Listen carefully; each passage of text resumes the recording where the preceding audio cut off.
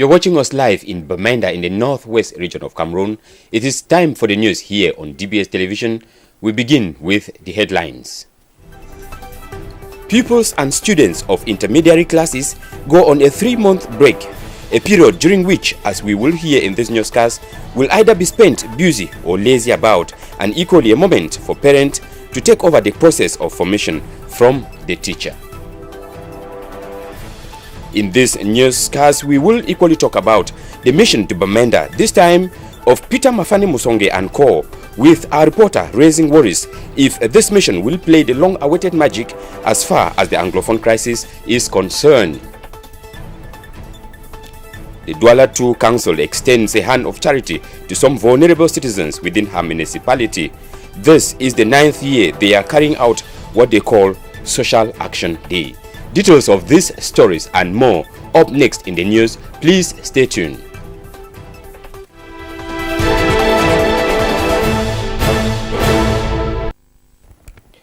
Good evening, ladies and gentlemen, and welcome to this prime-time edition of the news here on DBS Television. Today is the 4th of June, 2018.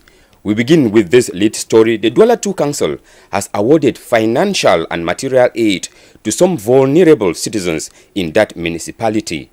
Ate Bonaventure tells us it was under the banner of the Council's 9th Social Action Day. His report. Apart from the routine running and management of council activities such as collection of revenue and documentation of civil status, the Douala II Council has since more than 8 years indulged in humanitarian activities in what is known as Social Day for the Needy. This 9th edition saw the award of financial aid of about 3 million CFA francs and some wheelchairs, crutches and white canes to some disabled persons. The ceremony was chaired by the mayor of Douala II, Barrister Denise Fampu, who explains her motivation. Vous le savez, la société partout dans le monde comporte des inégalités. There is a social inequality everywhere in the world, and we could not remain indifferent, knowing that there are people among us, some of who are disabled and sick.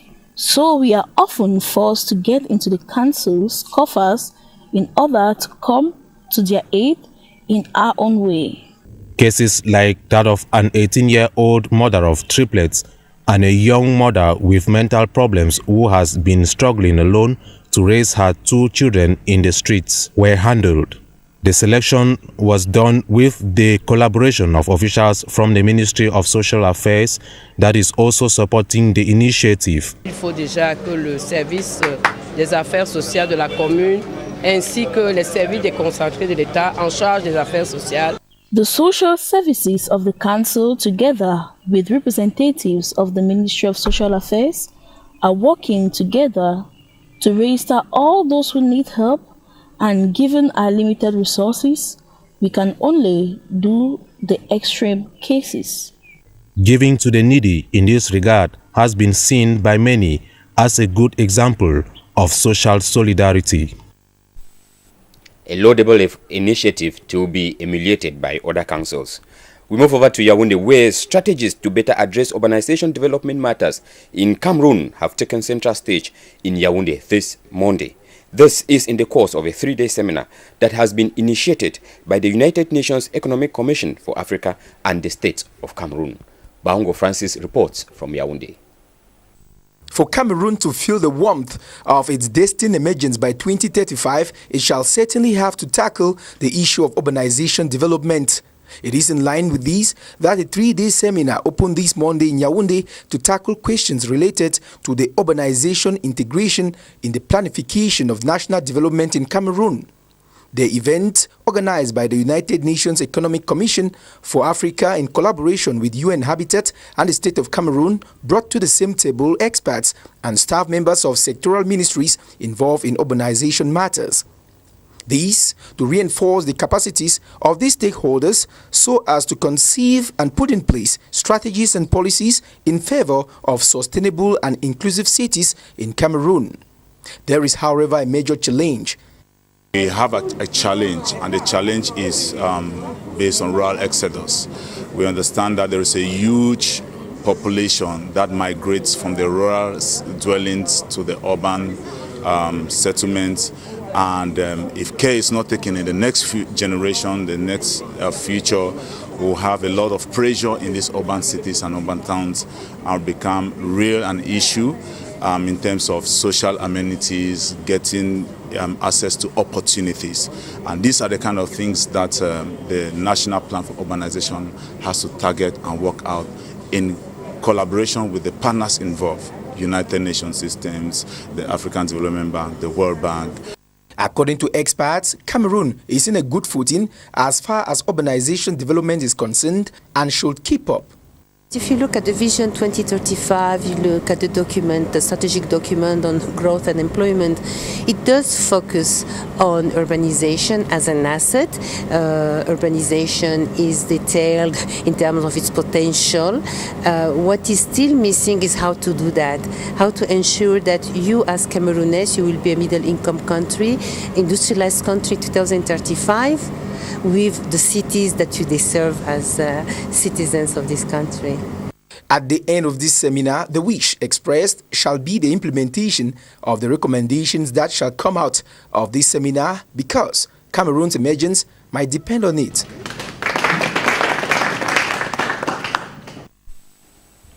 Like we heard in the lead stories, non-examination class pupils and students are on holidays. They were sent off with a celebration that was colorful in most of the schools, like Rael Ule Abia tells us.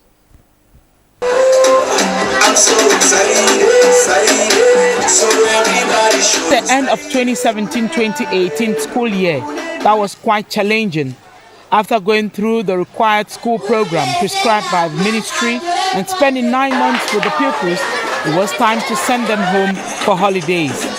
In a colorful ceremony, the pupils presented to their parents what they have been learning all through. They danced, sang, performed drama, fashion parade, and even dressing competition. The performance of pupils in Misepo Monebena Nursery and Primary School was not different from that of Archangel's Bilingual Nursery and Primary School. The children performed for the entertainment of their parents and onlookers. According to the administration, it is equally a moment to distract themselves after having worked with the pupils for long. We took children from all over the place. So we had to first of all bring them to the level that we wanted. And now that we are satisfied, we have to grace their abilities. We have to encourage them and encourage the teachers and show to the parents what we've been able to do from nothing to something.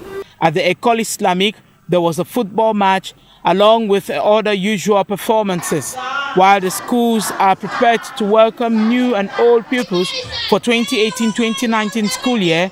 The outstanding performance of pupils of 2017-2018 needs to be appreciated. Thus, the award of prizes to the best performed pupils. From the school administration, as they go on holidays, the call is for parents to keep guard and watch over their children. So it is the holiday period, and these kids and students will be at home for 3 months, which Rael Uleabia says these 3 months would either be spent busy or lazy about. Whatever the case, she tells us that this is the time that parents will have to take over from teacher. We have the following report.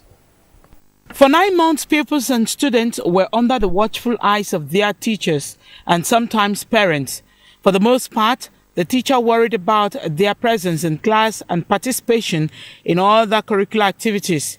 These will change. As always, for 3 months, parents are expected to be prepared to stand firm against cultural influences that is fast destroying the society.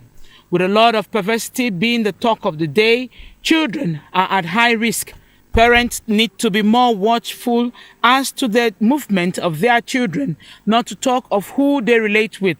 It is more and more news on rape of young boys and girls, or sodomy, human trafficking, and the many hideous crimes that are carried out on a daily basis. To note is that most of these acts are perpetrated by family members, relatives, friends, or some watchful predators. Thus, parents will not only have to set up their children in lucrative activities, but would ensure they are safe. It all starts now. For a stitching time, they say, stays 9. And with that report, we move over to the northwest region. Will the Peter Mafani Musonge's mission to Bamenda produce fruitful results as long as the Anglophone crisis is concerned? This is a question our reporter Wamba Tansi Mirabel examines in the following report. Two wrongs can never make a right.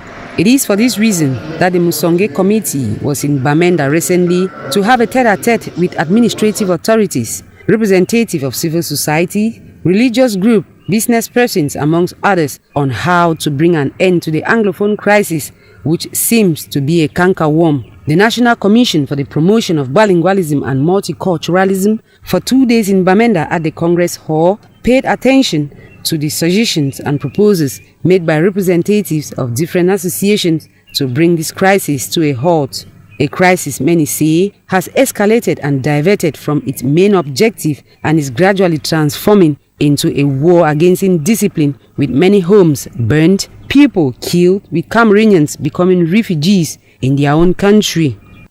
All decisions of the head of state should always be guided by equity and fair play. An emotional moment, particularly to women who pleaded with their guests to tell the head of state, President Paul Biya, that their children are dying each day, and for those who have managed to survive have become school dropouts, others drug addicts, young girls with unwanted pregnancies, others in jail, and the list is long. If we are crying, we are not crying for nothing. It is not because you people have the opportunity to be guided with people who have guns, and some people sitting here don't have that opportunity, that they are exposed to all kinds of pain and suffering. If they say no markets, if they say go south, you open the banner here shop, I am balancing it because on both sides there is a problem. If you don't respect the Amazonian the banner shop, or the meet you in your house, if you don't respect what the government is saying, you are in trouble. The president of the commission, Peter Mafani Musonge, on his part, underscored the fact that this mission yearns for nothing than the well-being of Cameroonians and their living together as a family. The northwest and the southwest region for some time now has been a tense area. Different commissions have been put in place to find a lasting solution, yet no fruitful result has been obtained. The way towards Mahngeh, it was deplorable, with homes that have been abandoned. You see a young girl of about 15 who is taking care of about 16 children. The mother is not there, the father is not there, and I tried to talk with some of the soldiers to find out how these children are living. Sometimes they come and give a sabon in the house, they have bread, they share to them. When they don't have food, they harvest plantains that is not mature and rose for those children. Cameroonians are therefore hoping that the Musonge committee will make a difference. We hope they actually make a difference, Mirabel. We come back to Douala, where the routes of the Douala Central Market leading to Marché Congo was cleared over the weekend by the Douala Urban Council. This situation is much appreciated by civilians and vendors who, however, are desperate to have a new location to sell their goods. The Vanessa reports.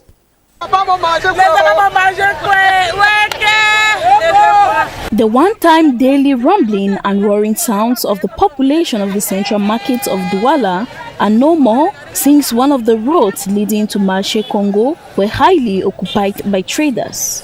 On Saturday afternoon, agents from the Douala Urban Council came around and demolished gathered heaps to clear the road that was occupied by traders.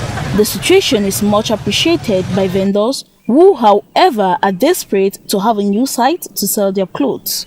We are very worried. Let the government do something for us. We are happy. We are free from congestion, but let them look for a space for us. We have not said opening the road is a bad thing. Let them give us where we can sell our clothes and do other businesses. If they relocate us, it will be good. All buyers will come and buy their cabas. Our space is not here because it belongs to others. We don't have space. These poorly located stores were those that were constructed on access ways in the market. This has enabled to decongest the market that have become overcrowded with stores, kiosks, and other irregular structures. This road is now accessible, and commercial motorbike riders, taxi drivers, and private users now have easy access from the central market to Marché Congo. Women, men, and children who formerly sold there now hawk alongside their ways 1 or 2 chairs with which they can quickly and briefly install themselves before they are chased away. Nevertheless, these desperate cabal traders are happy that roads are now accessible, but on the other hand, are desperate to be relocated to other sites, all in the hope that the Douala Urban Council will keep an eye watch to this road, given the fact that some are reluctant to quit the area. There can be no development without destruction. And we talk some political news. The Mahngeh political party has held its 4th Ordinary Congress in Douala over the weekend. This was under the theme, Reconciling Cameroon with its History. Details of this story in the following report with Amadou Jallo Boba. Political parties are sharpening their tools ahead of the upcoming elections in Cameroon, with Mahngeh just holding their 4th Congress to better prepare themselves.